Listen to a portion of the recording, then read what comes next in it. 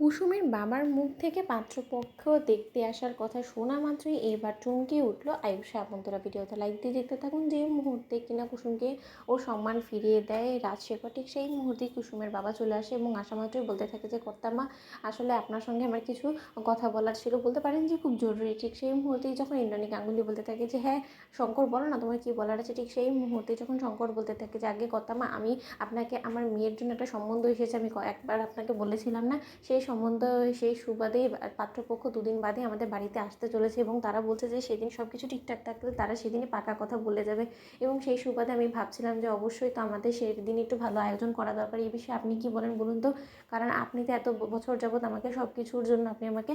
সবসময় আমার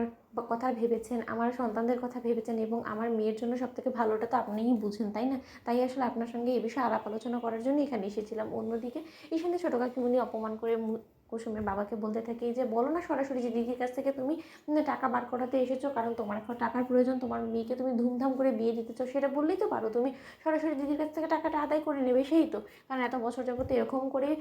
নানান রকম ফোন দিয়ে এটাই যে দিদির কাছ থেকে কারি টাকা নিয়েছো না, ঠিক সেই মুহূর্তে যখন ইন্দ্রাণী গাঙ্গুলি বলতে থাকে ঈশানের ছোটো কাকিমণিকে যে ছোটো তোর কি মুখে কোনো কিছুই বাদে না, আমি যেখানে কিনা শঙ্করের সঙ্গে স্বয়ং নিজে বসে আছি এবং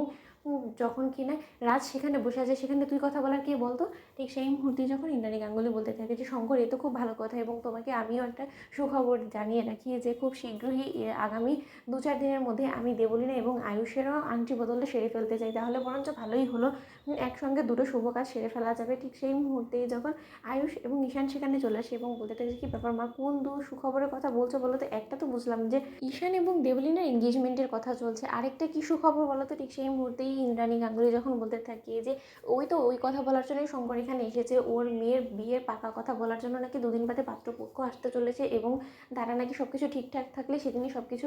কথা বলে ফিক্স করে ফেলবে। তার জন্যই আসলে শঙ্কর চাইছিল যে সেটা যাতে একটু ঘটা করে আমরা সকলে দেখে শুনে যাতে সেদিনটা উতরে দিই, তার জন্যই শঙ্কর আমার কাছে কথা বলার জন্য এসেছিল। শুনতে পাচ্ছ তুমি আয়ুষ, তার মানে কিছুদিন পরই কিন্তু ঈশান এবং দেবলীনার এঙ্গেজমেন্ট হবে, তার আগে বরঞ্চ কুসুমের আশীর্বাদটা আমরা সেরে ফেলি। কী বলো শঙ্কর, এই বিষয়ে আমার মনে হয় না যে কোনো রকম কোনো দেরি করাটা ঠিক হবে, কারণ তুমি তো পাত্র সম্পর্কে সব কিছু যাচাই বাছাই করেই ফেলেছো। অন্যদিকে কথা বলা মাত্রই যখন শঙ্কর বলতে থাকে যে আগে কথা মা, আমাদের সঙ্গে কথাবার্তা সব কিছু যদি ঠিকঠাকভাবে বনে যায়, আমি আর কোনোভাবেই দেরি করতে চাই না, আপনি তো জানেনই মা মরা মেয়ে আমার, একেই তো ওর মা নেই, এর মধ্যে আমি গোটা দায়িত্বটা সামলাতে যদি হিমশিম খাই, তার জন্যই আসলে আমি আপনাকে পাশে চাইছিলাম যে আপনি মায়ের মতন ওরকে যদি একটু আগলে আগলে সব কিছু করে দিতেন তাহলে হয়তো একটু সুবিধা হতো। অন্যদিকে যখন আয়ুষকে ইন্দ্রাণী গাঙ্গুলি সকল দায়িত্ব তুলে দেয় এবং বলতে থাকে যে আয়ুষ, আজই তুমি কুসুমকে নিয়ে ওর কিছু আশীর্বাদী শপিং করে নিয়ে আসবে, ঠিক আছে? আমি তোমাকে বললাম, তোমরা লাইক এন্ড শেয়ার সাবস্ক্রাইব করতে ভুলো না।